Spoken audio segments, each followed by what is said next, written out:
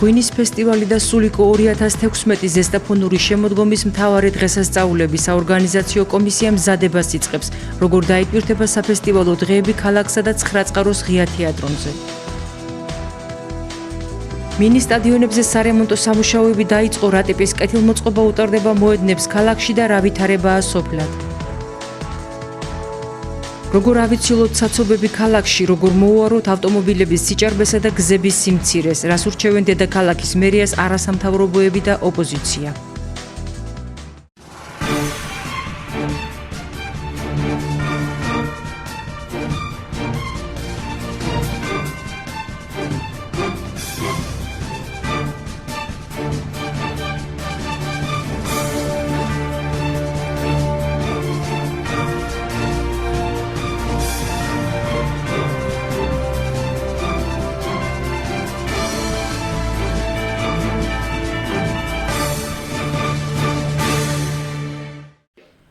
ზესტაფონში საფესტივალო სამზადისი დაიწყო.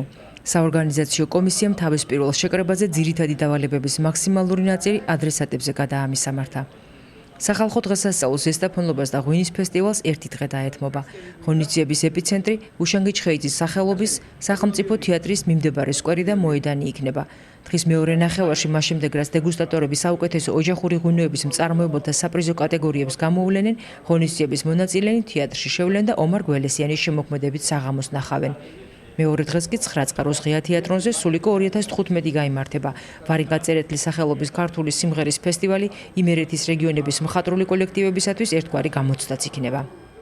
ოქტომბრის პირველი ნახევარი დატვირთული იქნება ქალაქის კულტურული ცხოვრების ისტორიაში.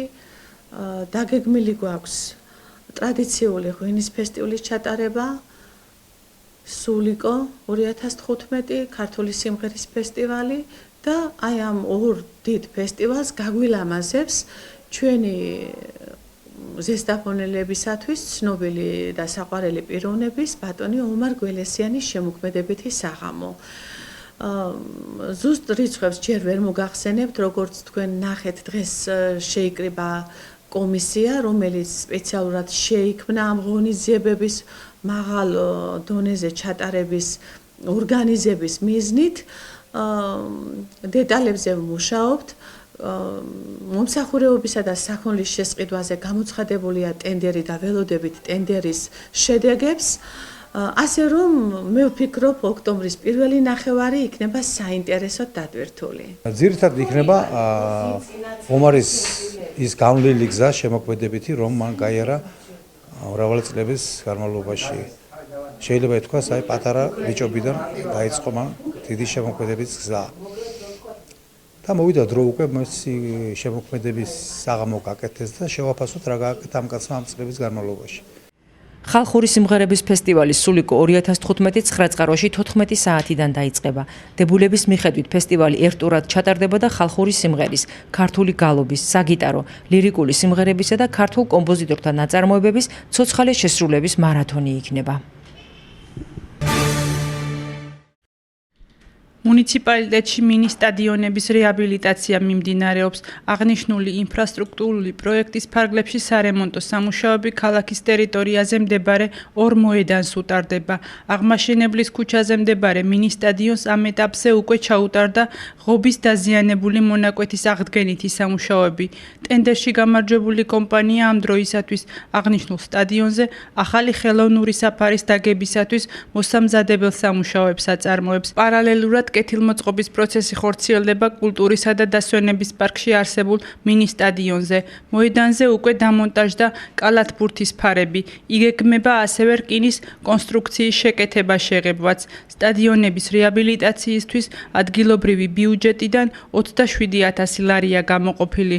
აღნიშნული პროექტის ფარგლებში რეაბილიტაცია უტარდება შროშის საფეხბურთო მოედანს. ინფრასტრუქტურის სამსახურის უფროსის თქმით უკვე დამზადებულია სოფელ დილიკაურის მინი სტადიონის პროექტიც. მუნიციპალიტეტში საერთოდ მდებარეობს 108 მინი სტადიონი. აქედან ეტაპობრივად ხორციელდება მათზე სარეაბილიტაციო სამუშაოები. ეხლა კონკრეტულად სარეაბილიტაციო სამუშაოები მიმდინარეობს 9 აპრილის სკვერში, ავერსის აფთიაქის გვერდით და ირინეს ბაღში არსებულ მინი სტადიონებზე.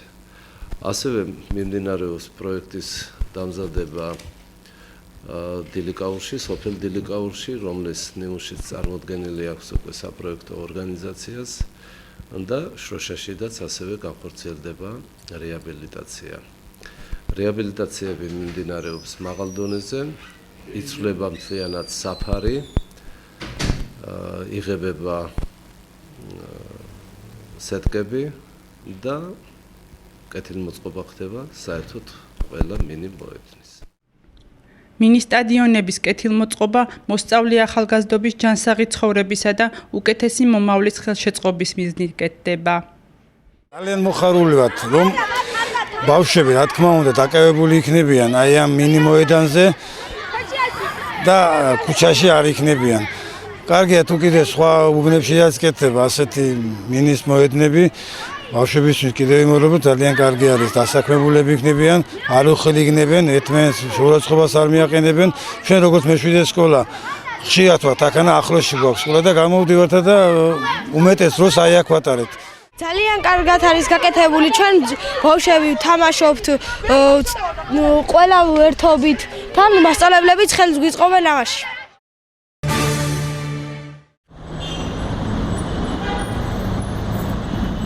დედაქალაქში გადატვირთულ მოძრაობას ყოველდღურად შევხვდებით, განსაკუთრებით დილის და საღამო საათებში. კაცებები გაწუხებთ ქალაქში? ძალიან, რა თქმა უნდა, როგორც ყველას. ალბათ მანქანებია ძალიან ბევრი. როგორ უნდა გამიტვირთოს და რავი, მეტი ის უნდა იყოს გზები რა, გაკეთებული. რავი, ბევრია მანქანები და თუ გამოახშირებთ რა ის როგორ უნდა გამიტვირთოს. დედაქალაქში შექმნილ პრობლემებზე საქართველოს ტრანსპორტისა და გზების ალიანსში საუბრობენ.